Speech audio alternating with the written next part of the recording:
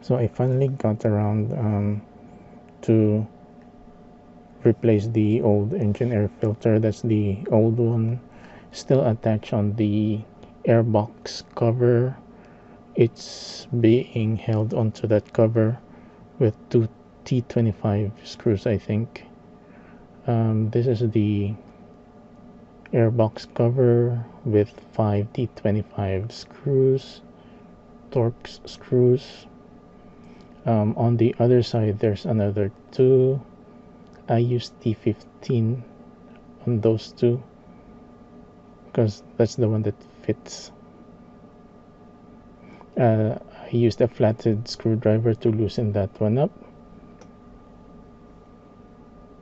And as you can see here, there's the two T25 or Torx screws holding the engine air filter into that case or airbox cover.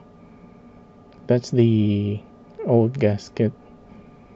That old gasket is attached around there. The new one, it's Hengst, an OEM brand. It has its own new rubber gasket plus lubricant. This part over here, after I installed the new engine air filter, I attached it onto that airbox cover using the T25 screws, two of those.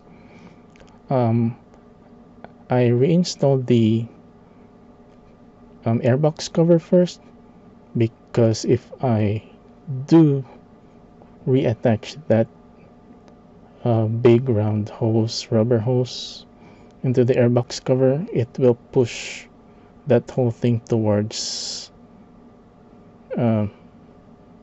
it did push that whole thing towards me, so it was more difficult.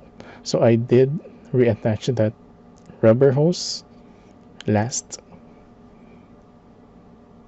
Well, that's the dust from the old engine air filter.